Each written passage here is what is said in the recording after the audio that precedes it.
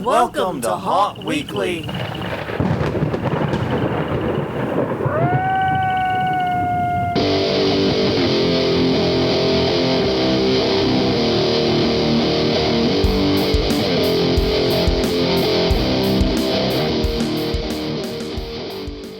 Hello, everyone. I'm Jonathan. I'm Crystal. And this is Haunt Weekly, a weekly podcast for the haunted attraction entertainment community. Whether you're an actor, owner, or just plain aficionado, we aim to be a podcast for you. And we return to you this week, battered, bruised, and broken. Or rather, not, because we follow tips for avoiding haunt injuries. Yeah, I was about to say. Indeed, it would be highly ironic if we did. But no, indeed, we're going to be talking about haunt injuries, things you guys can do to avoid being injured while scaring others and doing this crazy shit that we love.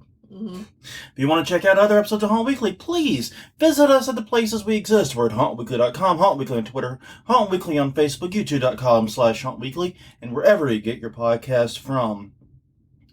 Let's see, speaking of haunt work real fast, let's do all the pre-topic stuff, if you will. We did do some work for the haunt. A little bit. Did a fair amount, actually. I think a lot more got accomplished than it feels like. Because we ended up doing actor area cleanup and repairing some of the things that were outside. Yeah. And we jumped on this because even though it was a hot weekend, we know it's only going to get hotter. Yeah. And so this was stuff that we had to do outside in the heat and needed daylight to do. So we just said this is something we got to do. So we let it kind of cut the queue for other projects. Right. And we still have more to do, actually, but for all of our complaints about the garage, there is the ability to add fans and stuff to help cool off when we're working out there in the evenings. Yeah, you can add fans. You can even, an AC really doesn't make a difference, as we found out, but you can definitely get air moving around it and reduce the temperature significantly. And that is probably one of our next acquisitions is some shop fans and things like that for when we're working. Okay. Probably not a bad idea. But anyway, so we started all that. We've finally gotten rid of the tarp over the actor area that was destroyed in hurricane. Yeah, some just high winds lately. We've had this weird thing where we've had storms that aren't hurricanes, but still have really high winds. Yeah, we've had high winds upwards of 60 miles an hour a couple of times. Yeah. Which is just crazy considering these were not named storms, as you just said. Right. So anyways, we've had to undo some of that damage. We've got to do a few more things with the house itself. But we should, and the actor area should be stapled now until we get ready to put the new tarp and reset it up, basically. That'll come probably September, October. Yeah. So that was the main goal, was to get things where we didn't have to do much else. Aside from that, we've largely enjoyed our 3-day weekend. Yeah. We actually, I did absolutely nothing on Monday. I'm very proud of that. I was very worried I was going to make myself spend the day, but I did not. Other than do these notes. I actually did absolutely nothing. I did dishes. Oh, yeah. I did do dishes. I did nothing productive on Monday, and it was everything I thought it could be and then some. Yeah. So anyways, moving on, every week we ask a question a week. Last week we asked you, because we were talking about long-term projects, so we asked, how do you start major long-term projects? Mm-hmm. Chris Gay said, a spreadsheet, either on Google Drive or Monday.com. Budget, supplies, timeline, notes, etc. I agree this is a great way to start. I would like to thank Chris personally. I'm sure I have visited Monday.com before. I'm sure I've heard of it. Yeah, I used it for a while. Yeah, and I'm saying probably from you. But this comment actually motivated me to check it out and take a more serious look at it. I'm a Google Drive person. But honestly, I'm getting less and less happy with Google. I've already moved my search engine away from Google. Yeah. We are now a Kagi household. Mm-hmm. And I'm looking at the possibility of moving both email and docs and things away from there too. Yeah, I'm glad that Monster Talk podcast mentioned Kagi so that we would know to look it up. Yeah, thank you, Monster Talk. That was great. And we are now a paid Kagi family. Yes. Yeah, we are. That's actually 100% true. Directly related to Monster Talk. Yeah, and hopefully it will it'll help with the news next week. I think it will. I mean, honestly, I found, because I do news searches every day for copyright stuff and plagiarism stuff related to my day job. I have found Kagi News to be better than Google News, but that is such a low fucking bar. Yeah, right now Google News is just shit. It is such a faux lucky. What the fuck was that? You fluffed it. That just died on the road. It is such a fucking low bar. It's almost an insult. Yeah. Pumpkin Riot Production said, I start with the structure and focus on the heavy bones of the project. The beginning structure, whether I'm bulking out clay or for a new mask or prop or framing out a new prop haunt, that will ultimately determine the rest of the project. I have an idea where I want the project to go, but don't focus too much on the image in my head. Ellie is going to hurt you.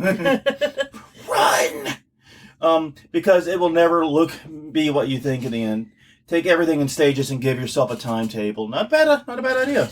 No, and that's very true, because I used to have how the haunt was supposed to look finished in my head, and it never got there. No, and and that's a very important lesson to learn. And it never can get there. Even infinite time and infinite money and infinite resources, it couldn't get there. Because there's always going to be issues that prevent your exact vision from coming to fruition. So you have to have a little bit of flexibility. Yeah, and be kind to yourself. Yeah, be kind and those you work with. Yeah. All right, Victor Ruella said, most of the large projects are mechanical failures. Usually determine what's wrong, what needs to be replaced and repaired. Is there anything that can be done to prevent repeating the failure? I spend a large amount of time preparing materials needed for the job. Nothing upsets me more than wasting time due to not having a part. Yeah, a part. Feels. Sorry. Having a part or tool needed, or moving the tool that you need and not being able to find it. Yeah. Yeah, that happens to us all the time. All the time. Yeah. And we do it to ourselves and each other. Yeah. Okay, and after that he focuses on next steps of the job, but not the end. Find more focus put on how far I need to go, the more frustrated I become. Yeah, that's actually a good point, too, because we've been there as well. Yeah. Where you like, I remember one year literally getting insanely frustrated because we were literally distributing flyers for the haunt when we had an empty garage. Yeah. That was a lot. It wasn't empty, but all the panels were put into a corner. The floor space was as open as it's ever been. Nothing was built, basically. And yeah, that was frightening, thinking about how far you have to go. And the moment you get that confidence that no matter what happens, we can open, that is when you start relaxing and start actually enjoying the build, I find. Yeah, and part of it, I think it's also important to, as he said, to focus on the piece of the elephant you're eating, basically. Yeah. Because, that helps to... It really does, because when you try to... Yeah. If you look at the whole project, you might get overwhelmed. Oh God, there's 8 billion things to do. It's, 3 weeks to Halloween, and we're fucked. And then it just gets into a cycle where you get nothing done because you feel so bad about how much you have to do. Yeah, exactly. No, that I agree with that. Pete Blackwell said, as late as possible. That is not a healthy strategy, but also one I can relate to. Yeah. And finally, Micah Arnold said, I'd like to reverse Uno and ask how you humans find the gusto to finish them. I've only found 2 strategies. Finish them. I've only found 2 strategies that have worked for me. One is, as we've noted, I can be an extreme creature of habit. Yes. If there is something I can make a habit, ideally a daily habit, I can complete it. I've proven this with incredible Wordle streaks. I've proven this with stupid things like Pokemon Go. I've proven it with my day job and, how regular of a posting schedule I keep. Having a habit, having a process helps me a lot. But that also tends to work best for projects that don't really have an end. Yeah, and so I don't form habits regularly. I think I've had one that's been going on forever. But for me, it's more of thinking about what I need to do. You need the deadline pressure, basically. I need the deadline pressure. I understand Pete Blackwell's comment about waiting as late as possible. So I do need the deadline pressure, but I have learned to make deadlines for myself. Yeah. Yeah, I think, but the deadline pressure and habit are the only two weapons I have to actually finish them. Yeah. Now, if it's crafting projects, they never get finished. But the haunt, there's a deadline. People are going to see that shit. Yeah. You know? And we need it open, we need it to look good, and we need it to be safe. Yep. So, yeah. All right, so this week's question of the week, which ties directly in what we're discussing this week, what is your worst or just most entertaining haunt-related injury? Haunt-related injury, let us know. HauntWeekly.com, HauntWeekly at Twitter, HauntWeekly at Facebook, YouTube.com/HauntWeekly, or wherever you get your podcasts from. Drop us a note, let us know. Yes, I am going to make a request. Please don't post photos for this one, because some people are sensitive to gore. And also, Facebook, a lot of the platforms we're on will not take kindly to that. That's the other reason. There's two reasons. They're both valid. We don't want to get shit canned by any of the algorithm-driven sites, and we don't want to traumatize somebody on accident. So just share your stories. I've got to say, the funniest injury I think I've taken, even though it wasn't actually a major injury, other than I really did feel it the next morning, was getting fucking Goldberg speared in the back by those people that were running out of the haunt. Oh, okay, yeah. Because I was working in front of house where I always work, and that year we made the very bad design choice to have a long hallway as the beginning of the haunt. It looked really good. It did. It's one of the best looking scenes we've ever done, and I say that because it had like candelabras. It looked genuinely like you were going into the hallway of an old house. Yeah, it was really pretty. It was really, really good work on our part. I wish we had photos. Yeah, but the problem was the scare was at the very end of the hallway, and so if anyone got scared and decided they want to reverse themselves and go the other way, they had 30 feet to run up the speed, and one of those group of adults, too, this wasn't teens, and one of them just ducks the head and just shoulder spears me in the back. And we did not have the queue line then. Now I would just go into the queue line structure. Yeah. But back then I just went sailing forward. Oh man, that hurt. I'm never going to forget how that one felt the next day. Yeah, I don't know that I've actually been injured other than like hurting my voice, because I have done that once. Yeah. and we'll talk about that. And we're going to be talking about that exact issue. Yeah. Funny you mentioned that. Yeah. Funny that comes up. It's like foreshadowing or something, as your English teacher might call it. Well, no, because foreshadowing would say we're not going to talk about this later. This is something you can do, but we're not going to tell you. This is Chekhov's gun, but we're ripping it off the wall and firing it now. Fuck waiting for the third act. Exactly. Alright, so anyways, this week we're talking about ways to avoid haunt injuries. Now, before we jump into the topic, we do want to get some clarifications and get some things out there. Number one, we are not doctors or medical professionals. No. Please don't take anything we say as medical advice. Really, nothing we say should be touching on that. Yeah. Because really, this is just more about rules to avoid injuries and just some things to watch out for. A lot of this, frankly, is common fucking sense. Yeah, but if you haven't done, especially for new haunters, there are some extra things you may want to consider when doing this. Yeah, this is stuff that we've learned over 15 years of haunting, some of it the hard way, some of it watching others learn it the hard way. Yeah. And if you're going to learn about stupid ways to get hurt, watching other people do it is way more fun. I'm just going to say that right there. Also, we won't be talking much about haunt construction or haunt building. Right. The reason is haunt build safety is really the same as any construction safety. Yeah, and a lot of times your build crew is going to know those rules, or they need specific rules for them and the machines that they'll be working with. So this isn't that podcast either. Sorry. Yeah, we don't want to get into when using a chop saw. Be sure to keep your hands away from the platform and do all the stuff that basically every OSHA manual tells you to do, and that every construction worker I've ever been with completely fucking ignores. Yeah, so wear your safety glasses. At all times. Safety squint, in effect. Yeah. We're not gonna... but no, safety glasses will actually, save your eyes. So yeah, one thing I will say, and this is something I will say on that side I think has been helpful to us, go online, make sure that they are the correct standard.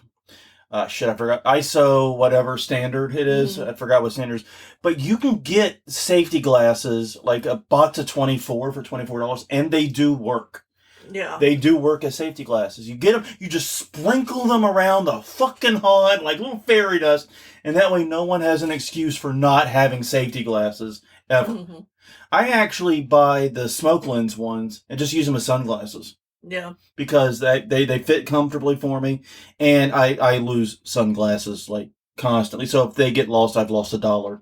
Mm-hmm. I need to buy another box of those, that reminds me. So that is the one thing I will say is, read the fucking manual on all the equipment you use. Don't be an idiot on ladders, and safety glasses are great and super cheap. Why the fuck don't you have them everywhere? Mm-hmm. Yeah, and besides, like I said, every haunter I've known has just ignored all that advice anyway. Yeah. And I will unfortunately include us. Our reckless disregard for safety on ladders is infamous. Yeah, most DIY people, who do projects at home don't follow all the safety rules they should. They didn't really. And, it's something that I definitely am looking at doing more. In my later years, I'd like to keep my eyes, and I'd like to wear ear protection. I'd like to have all 10 of my fingers. Yeah. I still have all 10. Yeah. The grace of something. Yeah. But anyways, and the final point we were trying to make was that most of this advice is for newbies. I know from reading the question of the week and from everything else that we have a very, very strong haunt veteran audience here. Yeah. So a lot of you guys, well, of course you shouldn't do that. But at the same time, this is advice we often forget to pass on to newbies who end up getting hurt either in a minor or hopefully not major way, and they may not come back to haunt again because they got hurt. Mm-hmm. That's one of the reasons. I've heard this multiple times. I talk to people, oh yeah, I did a few nights at a blah, blah, blah haunt, whatever. What happened? Well, I lost my voice. I got punched in the face or something happened. I just didn't come back. Yeah. Yeah. We forget to give this advice to newbies, and when they get hurt, they often don't become veterans. They just stop coming, even though they were enjoying it up to that point. Mm-hmm. So we're going to break it down in a series of quote-unquote rules, even though rules is kind of a weird way to phrase this, but whatever. Rule 1 is to dress for haunting. Mm-hmm. I cannot stress this one enough. Haunting is a physical activity. Yes, you will have a costume. Yes, you have elements you have to have that are designated. But you still need to dress appropriately with everything else you're wearing. Yeah. The first piece of advice, good shoes. The number of idiots who have showed up to haunt in sandals, mm-hmm.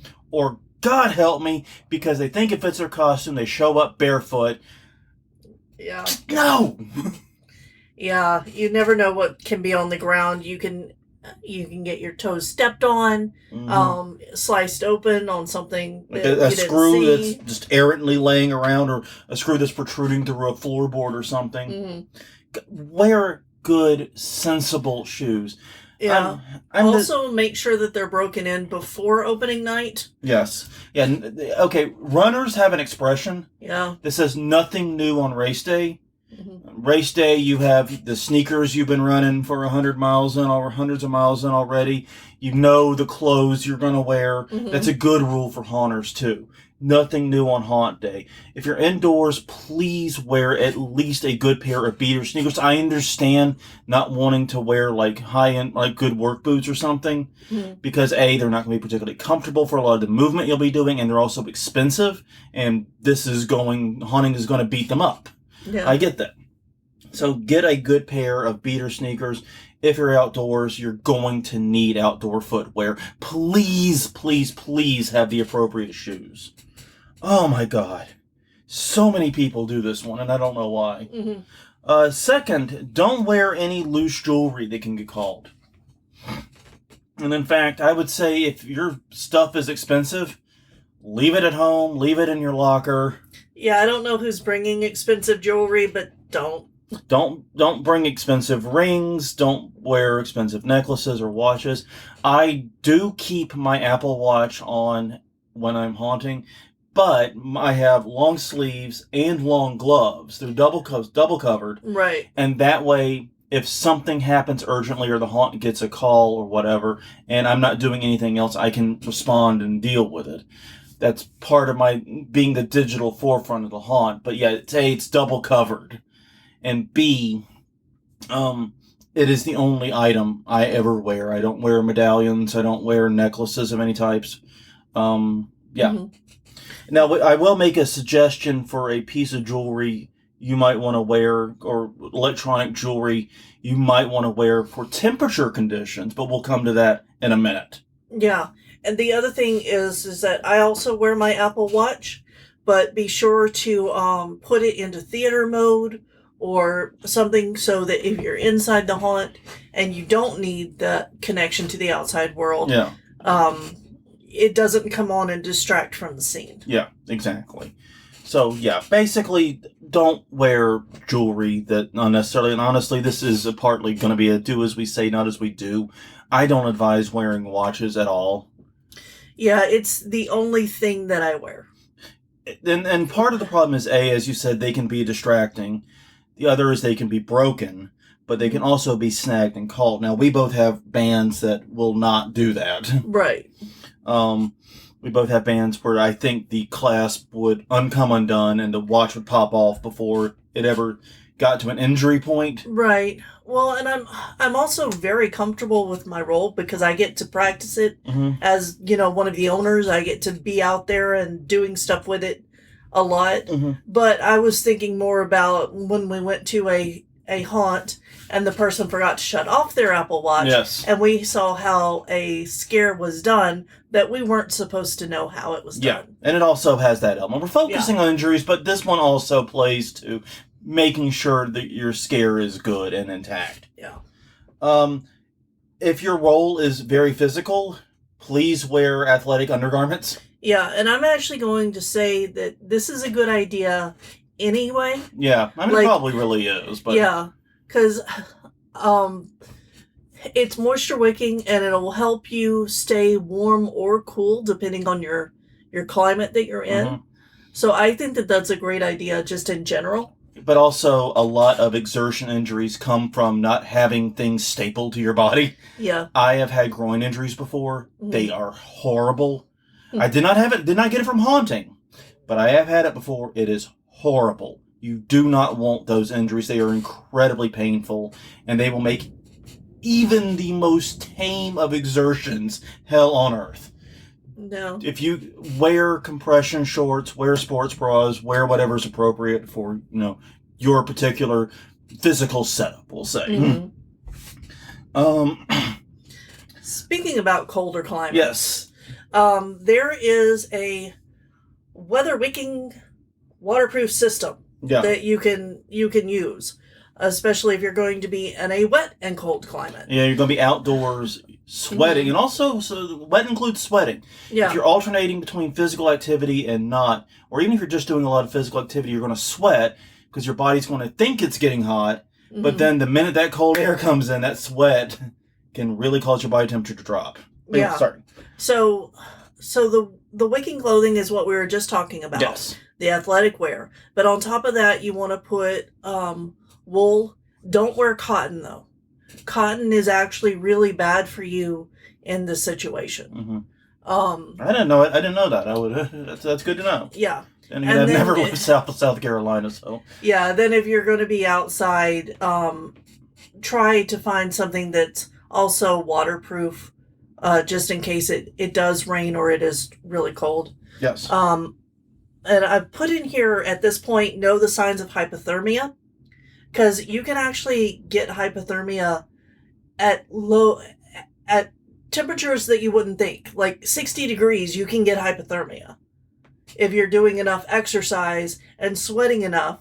so that you're doing exactly what you were just talking about, which is lowering your body temperature for an extended period of time, like working hours outside in a haunted at a house. haunted house. And you're getting all sweaty, and of course that makes the cold air feel colder. Exactly.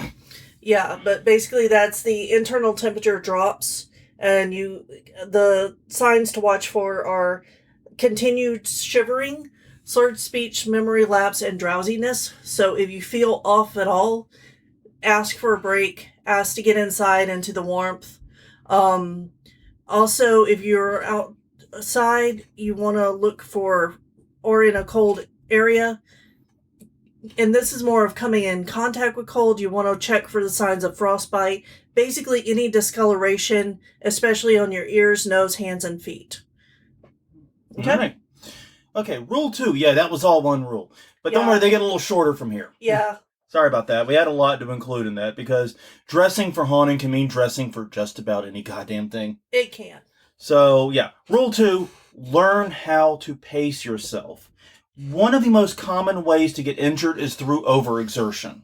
The question isn't can you do it once, or can you do it 5 times, or can you do it 10 times. It's can you do it 100 times every night for the entire season. Basically, focus on being comfortable. If whatever you're doing requires a lot of exertion, that exertion is going to compound over the course of the season. So make sure that what you're doing is very repeatable. If it places any strain on you, especially your back, stop, change, do something else. And also a good habit is to have multiple things you can do. Because if something starts to become a strain to you, change to another tactic, change to another scare that impacts you different physically. Right. Spread that exertion around your body, so to speak. Don't just keep hitting your back or your knees or whatever, or your shoulders. So change activity semi-regularly and avoid repetitive strain. And don't do anything that you can't do repeatedly and a lot, because it will eventually catch up to you. You only have, and take it from me as someone who has back injuries, you only have one back. I had my back initially badly hurt in a car crash. Yeah. And in defense, that's not something I could have prevented. Some bitch literally ran a blinking red and crashed into me. And I went into her and had a hard stop. This was in 2006 that happened. I am still today dealing with repercussions from that. That area of my back is still very often easily injured. And so, yeah, you only have one back. Don't lose it. Yeah.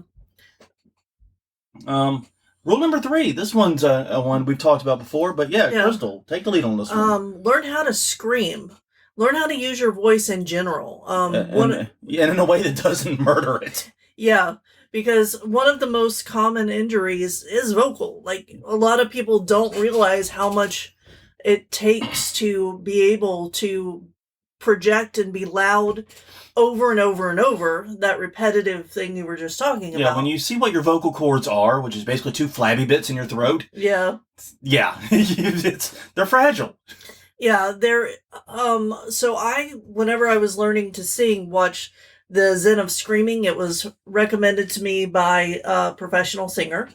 And it's basically how death metal singers are able to hold notes forever. And able to do the growling and the screaming. And do that night after night after night, concert after concert after concert. Yeah. Without injuring. Exactly. Also remember that whispering can be as damaging as screaming. I did not know that until you told me that. I found that very interesting. Yeah, it's because you're not letting your vocal cords do their job, and so they aren't getting the workout that they need to be able to project when you need them. Well, and when you think about it, it makes a lot of sense, because it requires you to constrict your vocal cords. Where screaming and growling kind of does the opposite. You're having to force them open. You know what I mean? And so either way, you're putting a lot of muscular stress there. Yeah, exactly. And then also making screeching noises or other nonverbal. This is how I hurt myself. Because I had found a way to make a noise by sucking in air, and then with a little projection at the end. And I didn't feel that it was hurt. That's one of the things about vocal injuries. You don't always know that you're hurting yourself. Yeah, it's hard to predict. Yeah, but the reason I'm not demonstrating the noise is I can't make it anymore. Like, it physically hurts to do that motion with my throat. And this has been 10 years at least. This is a long time ago. So you can do long-term damage if you're not careful.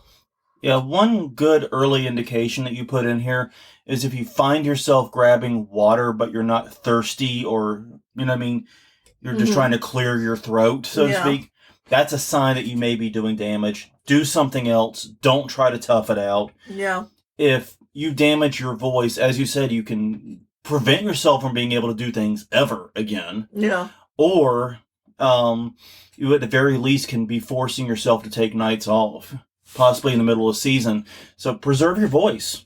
Yeah. Exactly. And make sure you do your vocal warm-ups. Oh, yes. Warm-ups are actually very important here. I agree. Yeah. I know as the Bernie Baxter voice I've had to work on it. Mm-hmm. It still has some gravel. It has some grit, but I've made it much less taxing. Mm-hmm. And one of the reasons I had to do that was because I've noticed, especially after Halloween night, doing it for like those 4 hours and doing it constantly, I would sometimes be, Luckily, with our haunt, since we're only open 3 nights, the risk of injury is not that high for a vocal thing, unless you're screaming. Yeah. And that's the other thing I had to do, is I had to change the volume of it. Because I can do it at a speaking voice very, very fine for an extended period of time, but trying to scream it or shut it, oh boy, that can hurt. Mm-hmm. All right, rule number 4. We talk about this all the time. This really is something that's on the haunt design side, but you as an actor have to be conscious of it too. Create and use your retreat spaces. Sadly, one of the most common injuries in haunting is being struck by a customer. And that strike could be being punched or kicked or hit, or like what I described, a customer running and you're in the path of the run, you get hit that way. Mm-hmm. A well-designed haunt will give you a retreat space so that you are not able to be hit and not able to be trampled. Yes, and actually use the retreat space. And be aware of what your customers are doing. Yeah, don't be the idiot that I was, because, and this is where I take ownership, where I talk about getting hit. I was talking to the next group of customers, but I was standing in front of the door. Mm-hmm. Dumb idea.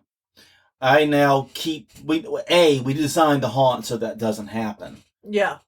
That was a big part of it. That's one of the reasons we have that outside L section. Yeah, I think that was our second year. Yeah, that was one of our earliest years that happened. I think it was our first year. It was our 3rd or 4th year, but it was, I think, our 2nd year at this location. Why, are you looking at me funny? No. No, I think you're right. I think it was either 2nd or 3rd year, though. Because it was one of the first years we used the full garage. But yeah, if they don't give you a good retreat space, advocate for one. And if there just isn't room for one, use a corner. Mm-hmm. Use a corner is the best advice I can give. Basically, get yourself out of the path of where the customer should be, now the space. But advocate for having a retreat space. Yeah, also, if there's not a lot of space, using a prop to keep people at a distance is also a good idea if you're able to have something like that. Yeah. So. But basically, know where the walking path in the room is and don't be in it. Yeah. Rule number 5. Yeah. Oh, man, this one. No real fucking weapons. Jesus fucking Christ. I feel like we shouldn't have to say this. I am insulted for you, dear listener, that we have to say this. Yeah. Think how insulted I feel having to talk about this. Yeah. But yeah, don't have real fucking weapons in your haunt. Don't have real firearms. Don't have real knives. Don't have real axes. Don't have real anything in the haunt. They should not be on site. The only people that should have real weapons on site are security. And I'm going to say I find that dubious. Yeah, I don't know that I agree with that. I don't know. I mean, some places require you to have armed security. I know. And if you have to have it, you have to have it. I don't agree with it either. I don't necessarily think it helps make things safer, really. But that being said, none of the actors should ever have access to real weapons. They should not be allowed to bring them. They should not be anywhere in your prop room. They just should not exist. There are such good foam weapons now. Mm-hmm. I swear to God, I at Trans World and HauntCon and elsewhere, I've been looking at these foam weapons, genuinely unable to tell the difference at any distance. Yeah. In fact, there were a couple. It's like I did not realize they were foam until I picked it up. Mm-hmm. They're that good. I know they are pricey, but they are. That's how you prevent injuries. Every fucking season, we hear about people who get injured that way. Yeah. And it's like, I can't believe 1 year ago or 2 years ago, someone got stabbed because the actor used a real knife. And that was one of those weird news stories where we didn't know if it was an actor or somebody who was saying they were with the haunt because it was outside, close to the queue line, but not really in the queue line. It was an odd situation. Yeah, but the bottom line is, real weapons and haunting don't mix. Mm-mm. Don't have real weapons there. I mean, we have real swords galore in this house. Yes. We have a shit ton. We have an inordinate amount. But they do not go anywhere near the garage. Yeah. We made that mistake once. Yeah. We will never do it again. Luckily, no one got hurt. No. So one of our actors saw one of our swords and said, "Hey, can I use that as a prop on the wall? I'm not going to touch it." And I'm like, "Fine, just remember to bring it in at the end of the night." And then they didn't. They didn't. Somebody else was there the next night because they were only able to work that one night. And that person didn't know not to touch it. And I caught it very early. Here's something to do. Watch the video about how Brandon Lee died. Yeah. Watch that video. If that doesn't scare the shit out of you of having weapons anywhere near like this type of stuff, it trust me, it is frightening the number of things that had to go wrong for Brandon Lee. And some of it is like no one person is super responsible because everything was just a mistake. Yeah. You know what I mean? It's like, it's not really about like someone was so inept. It was just like, it's a freaky set of circumstances that will probably convince you real weapons have no place near customers. That's all I'm saying. Rule number 6 is hydrate. Hydrate comes in a little glass vial. Well, sometimes I guess it does. But anyways, hydrate. I just don't know how to express this one. It doesn't matter if you're in a cold climate, if you're in a hot climate, if you're in a warm building, a cool building. Hydrate if you're doing a lot of physical exertion. Hydrate more than you think you need to hydrate. Yeah. Really, that's just it. And yes, we know that this means that you might need more restroom breaks, but, it's better to have to take a little break to go to the bathroom than it is to get heat exhaustion. Now, the only word of caution I will give you is that you can overhydrate because if your body is in exercise mode, it doesn't get rid of the water. You don't just pee it out as easily. But the risk of overhydrating versus underhydrating, which is more common and which is more dangerous, I would err on the side of hydration. Just make sure you're sipping liquid, especially if you're in a hot environment. Heat exhaustion is serious shit. Yeah. Also, heat injury falls into this. And basically, heat exhaustion, if you know the signs, it's deep breaths followed by shallow breaths, rapid, strong pulse, then a weak pulse, and dry, hot skin. That dry, hot skin's what's important. Yeah, not the sweaty, hot skin. Right. Sweaty, hot skin, your body's still trying to do its job. Yeah. At least the shit's working internally. Yeah. It's putting in the effort, basically, is what we're saying. But yeah, drink water, take time to cool off. One thing that I've been exploring recently has been called the Ember. It's the EMBR. Mm-hmm. And once again, this goes against the no jewelry thing we were talking about. But it's like a smartwatch, but you wear it reversed. You wear it on the inside of your wrist. Mm-hmm. And you can use it to heat yourself up or cool yourself off. Yeah. It can do either. It's expensive. It's $300 for it. There is a subscription service. That's how I'm trying it right now. But I'm using it because I'm a hot sleeper, and I think one of the reasons I've been feeling so sick and groggy in a lot of mornings in particular is I get overheated in the night. Because that's one of the things about heat injury is that if you get heat injured, you become more susceptible to heat injury, not less. You don't build up an immunity to this. No, you just... Some people think you do. No, you don't. It's the opposite. Yeah. You get weaker and weaker to it as time goes on. Yeah, and there are also undergarments that have ice pack slots available. That's something that I know some of my friends use. And also, for the other side of it, if you're in a cold climate, back to that, there are heated vests and pocket warmers and foot warmers and things like that you can use. Yeah, basically, but getting back to hydrate, always be drinking liquid when you're exercising. If you have sweat coming out of your body, that's your body's water fleeing. You need to replace that pretty much immediately. That way you can continue sweating. You know, that's how your body stays cool. Basically, you're water cooled but very leaky.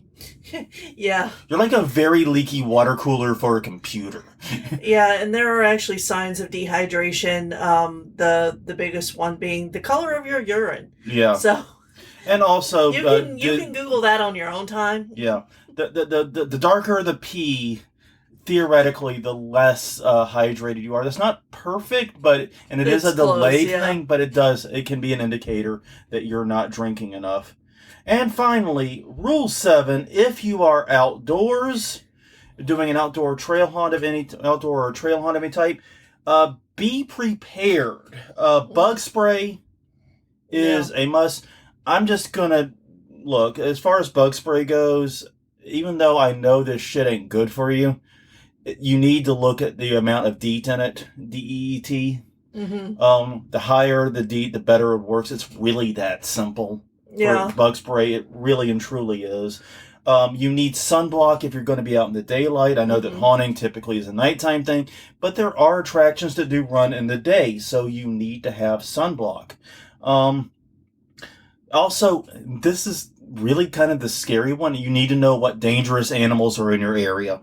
Yeah, and familiarize yourself with how to find them. Yeah, where they like to hang out. How they like to hang out in their patterns, because you'll train your eye to see them when you're out in the wild. Like, I know we have black widow spiders here, and I've actually seen those, not haunting, but I've seen those on trail walks before. Yeah, we have lots of snakes too. And there's a couple of venomous snakes, not poisonous snakes, venomous snakes, kids. If you bite it and it kills you, it's poisonous. If it bites you and you die, it's venomous. Never forget that. But yeah, if you do say poisonous snake, people know what you mean. Don't be a pet and da-da-da-da-da. Yeah, know what they are in the area and bring any sprays that are relevant to that. Yeah. If you are in an area where there might be, wolves or bears or anything like that, consider bringing appropriate spray for that. I don't think many haunts operate in those types of environments. Never know. But but then someone's gonna. But that's just it. This podcast reaches thousands of people, so someone's gonna go, "What are you talking about?" Well, one of the thing about bears is that they don't like if you make a lot of loud noises like a haunt does. They'll typically stay away. And that's also true of wolves, coyotes, things like that. Most animals are going to try to avoid you. Yeah, and they're also going to avoid the lights, too. Yeah. The exception to that are insects. Yes. And the deadliest animal, the deadliest creature to humans on Earth is the mosquito. Yeah. This is 100% true. This is not bullshit. because of the diseases they carry, in particular malaria, and there's a couple others they carry that are important. I forgot.